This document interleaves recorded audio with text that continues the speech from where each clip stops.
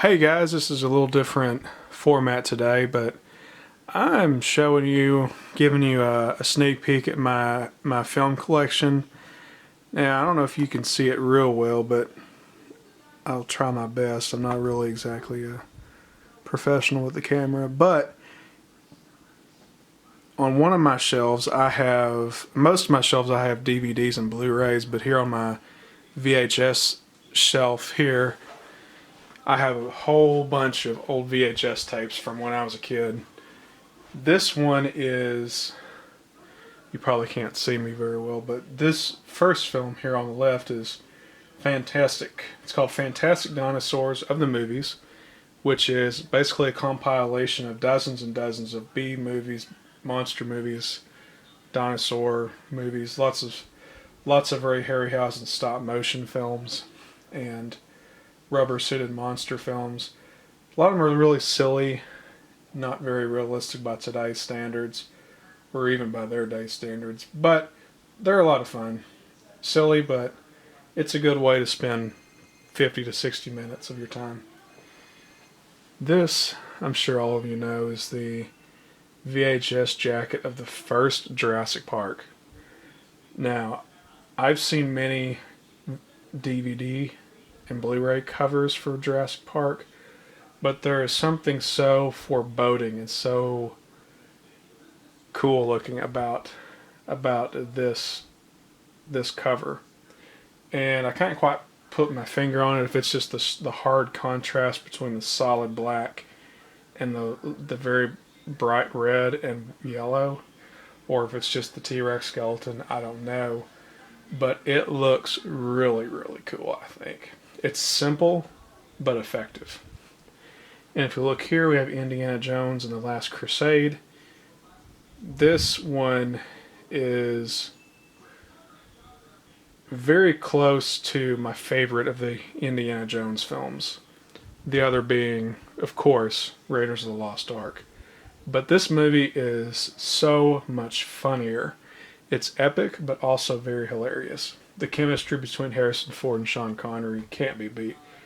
But what I want to point out is how good, how excellent this cover art is. Actually, I'm curious if the same people that designed this VHS cover are the same people that designed some of George Lucas's works, because they have the same epic look to them. They have the same bright glow. They have the main character's face in the foreground, a lot of the secondary characters in the back or in the distance. But either way, it looks really cool. And here we have one of my favorite of the B movies, the B dinosaur movies, is called, I can't really adjust the camera that well, but there we go. That one is The Valley of Gwangi. And many of you may not have seen that, but if you haven't, I recommend it.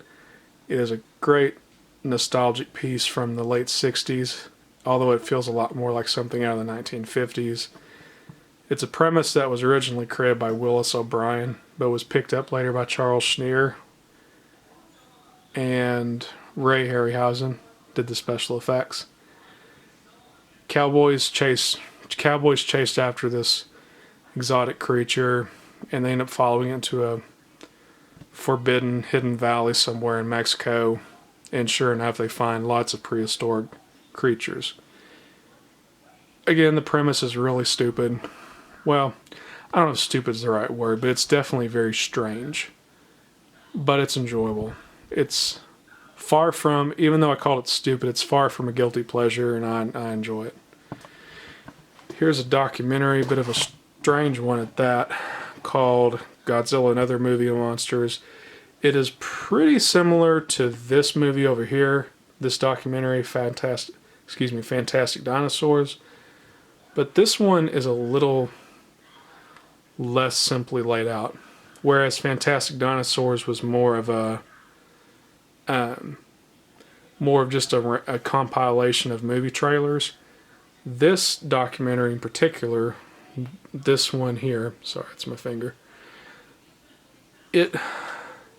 Parts of it, it's very convoluted in the sense that there's parts of the documentary that treat Godzilla in King Kong as if they're real, like they're documentaries about the monsters, but then the rest of the documentary treats them as film creations, and they talk more about the history of the filmmaking itself rather than the the character developments. So it's kind of all over the place. The narrative is a little all over the place, but it's fun. Although its appeal is going to be very limited. You have to be really into classic kaiju and Toho films to really enjoy that one. This VHS cover, called The Two Lost Worlds, is VHS I got. My first copy I got when I was 7 or 8 years old. That video got wore out and I got a new one when I was 10. And that is this one now. Like I said in my previous interview, The Last Dinosaur is the better film of these two, of this double feature, but that's a pretty low standard. They're both very schlocky B movies. Enjoyable if you're into the MST3K stuff. There is one of my, not my chief favorite, but it's definitely one of my favorites of the Universal monsters. Creature from the Black Lagoon. For a black and white film, it's very colorful, very beautifully shot. Love the cinematography. And the Gill Man is awesome. And I'm just going to summarize this. This is a mere taste of, this is the tip of the iceberg of my Mystery Science Theater addiction. These are just a few of the VHSs I've owned over the years. Pod People, one of my favorites. Ega, another one of my favorites from the Joel era. Red Zone Cuba, Unearthly, The Wild World of Batwoman. That last one is so insane. The movie is so insane that it basically, it's so crazy to follow that you almost forget all of the jokes told during that movie, because it is just such a hard movie to riff because it's so outlandish. The movie basically stands as its own punchline. But Pod People, Ega, those first two, really good MST3K episodes. And I've got a ton of the Godzilla VHSs that came out in the late 90s.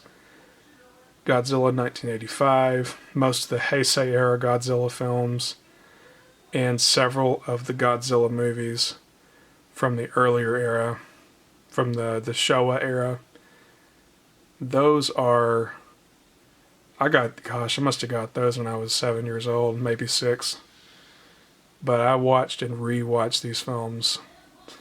Oh my God. There's no telling how many times I rewatch these movies, y'all. I mean, these poor VHS tapes, they have been worn out. But, and I kind of have them all crammed in there. You can't really see them all, but I'd hate to pull them all out one by one. But these are good. They're good ones. Again, the appeal is very limited. If you enjoy the kaiju monster action stuff, then you'll like most of these movies.